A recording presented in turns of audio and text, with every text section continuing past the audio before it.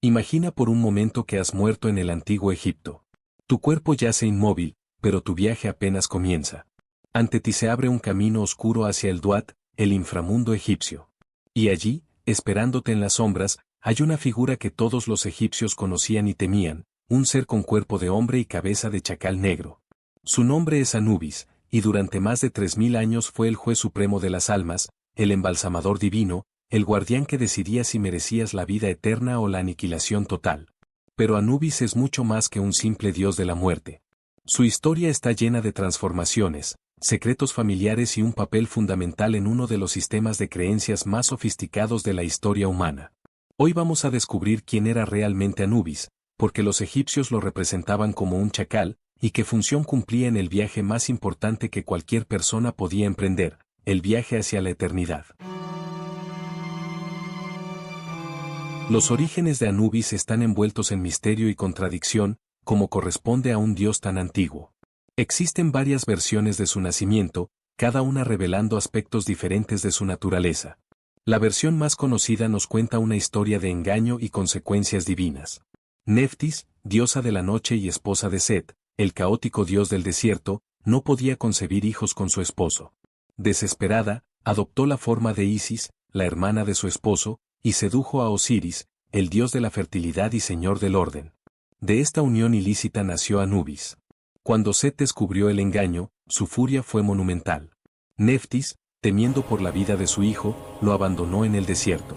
Pero Isis, la diosa más compasiva del panteón egipcio, encontró al niño con cabeza de chacal y decidió criarlo como propio, junto a su hijo Horus. Otras versiones presentan historias diferentes.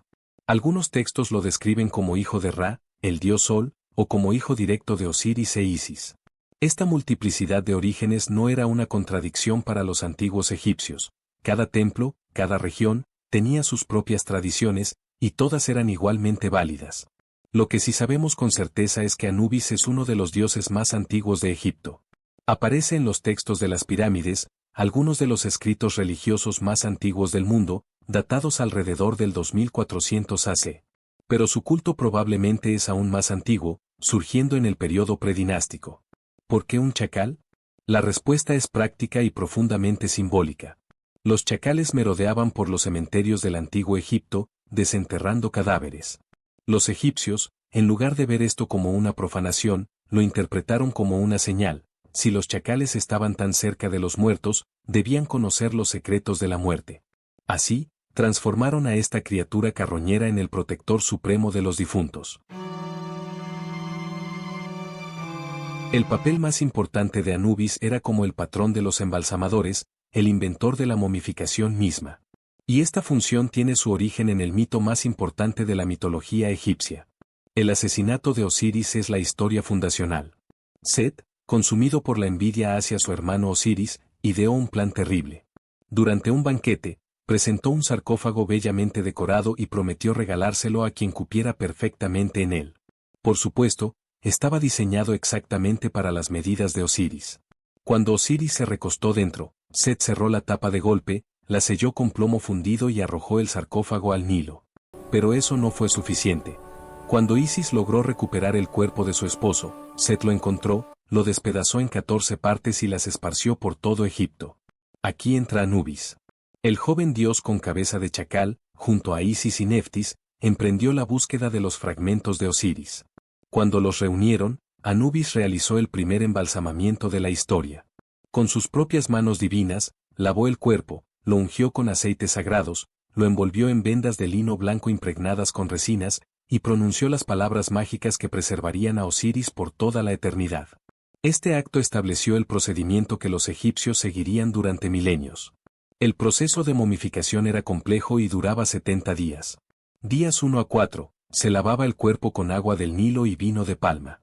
Días 5 a 40, se extraían los órganos internos, excepto el corazón, considerado la sede del alma, se cubrían con natrón para deshidratarlo, y se almacenaban en vasos canopos protegidos por 4 dioses.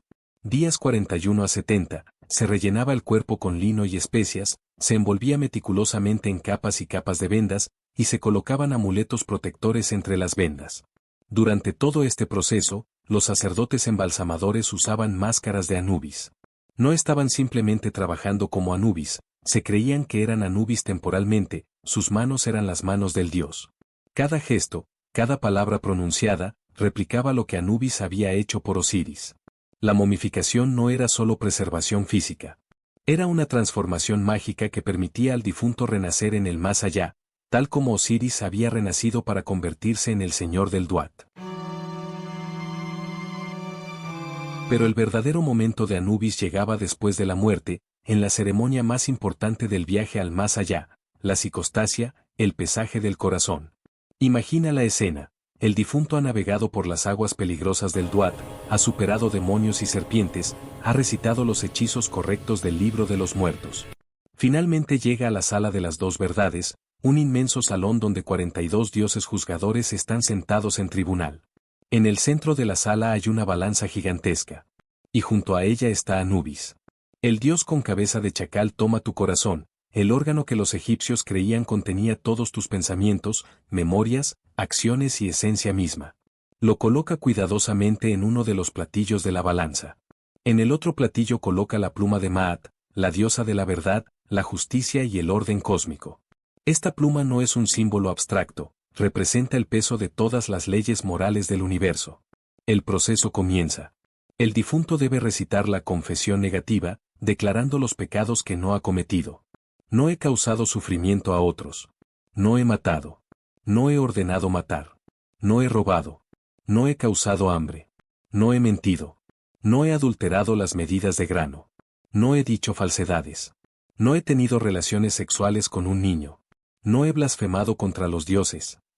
Y así, declaración tras declaración, 42 en total. Anubis observa la balanza con atención absoluta.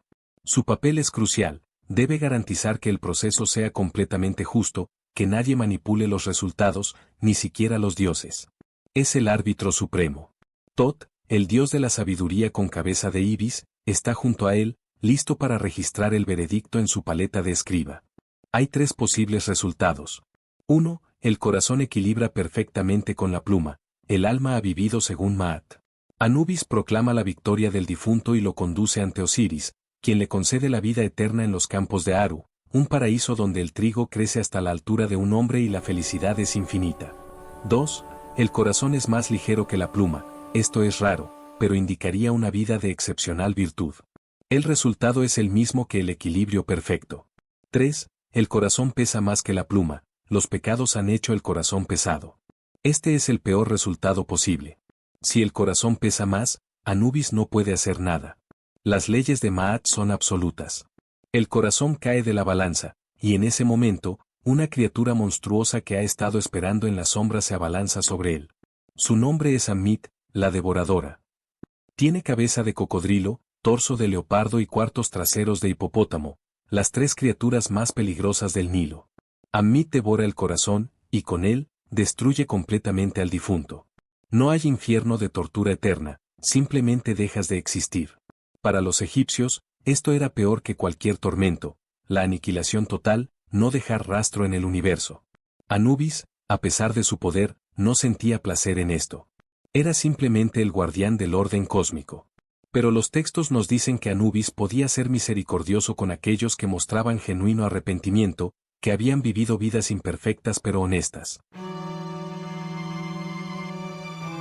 Anubis acumuló numerosos títulos a lo largo de los milenios, cada uno revelando un aspecto diferente de su naturaleza. El que está sobre su montaña sagrada, refiriéndose a su rol como guardián de las necrópolis que generalmente se construían en los acantilados del desierto, sobre las ciudades de los vivos. Señor de la tierra sagrada era el desierto occidental, donde se ponía el sol, simbólicamente, donde terminaba la vida. El que está en el lugar de embalsamamiento, su función más práctica y directa. Perro que traga millones, un título inquietante que enfatizaba su poder sobre incontables almas. Maestro de secretos, Anubis conocía los misterios más profundos de la muerte y el renacimiento. Sus poderes eran vastos. Control sobre los muertos, podía guiar las almas, protegerlas de demonios, o abandonarlas a su suerte. Maestría mágica, conocía todos los hechizos necesarios para la transformación y preservación. Juicio perfecto, nunca se equivocaba al pesar un corazón, veía la verdad absoluta de cada alma. Transformación, podía cambiar de forma. aunque prefería su apariencia de hombre con cabeza de chacal. Es importante notar que el poder de Anubis cambió con el tiempo. En los textos más antiguos, anteriores al Reino Medio, Anubis era el señor supremo del inframundo. Pero gradualmente, este rol fue transferido a Osiris. Lejos de ser una degradación, esto convirtió a Anubis en algo más refinado, el brazo ejecutor de la justicia de Osiris, el experto técnico mientras Osiris era el rey. El centro principal del culto a Anubis estaba en Sinópolis, literalmente ciudad de los perros en griego, en el Alto Egipto. Allí, los chacales y perros eran sagrados, y al morir eran momificados y enterrados con honores. Los arqueólogos han descubierto cementerios enteros de estos animales sagrados. Los sacerdotes de Anubis eran respetados y temidos. Realizaban no solo las momificaciones sino también rituales de apertura de la boca, ceremonias mágicas que restauraban los sentidos al difunto para que pudiera comer, beber y hablar en el más allá. Las familias egipcias invocaban a Anubis constantemente. En las estelas funerarias, aparece la frase repetida miles de veces, una ofrenda que da el rey a Anubis, señor de la tierra sagrada, para que conceda una buena sepultura en la necrópolis occidental después de una vejez muy larga. Cuando los griegos conquistaron Egipto, no destruyeron a Anubis, lo adoptaron. Lo identificaron con Hermes, creando la figura sincrética de Hermanubis, que combinaba las funciones de psicopompo, guía de almas, de ambos dioses. Incluso hoy, Anubis permanece como uno de los símbolos más reconocibles del antiguo Egipto. Aparece en películas, videojuegos, tatuajes, joyería. Su imagen de juez imparcial, de guardián que no puede ser corrompido, de guía en los momentos de mayor oscuridad, todavía resuena. Anubis representa algo profundo en la psique humana, nuestro deseo de que exista justicia más allá de la muerte, de que nuestras acciones importen, de que alguien nos guíe cuando enfrentamos lo desconocido.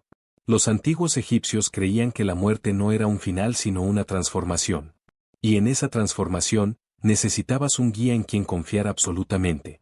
Anubis era ese guía, imparcial pero no cruel, poderoso pero no arbitrario, antiguo pero eternamente presente.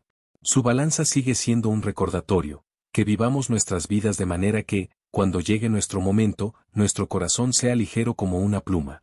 Porque al final, como sabían los egipcios hace 5000 años, lo que llevamos a la muerte no es oro ni posesiones, sino el peso de nuestras acciones. Suscríbete al canal si te gusta la mitología y nos vemos en el siguiente video.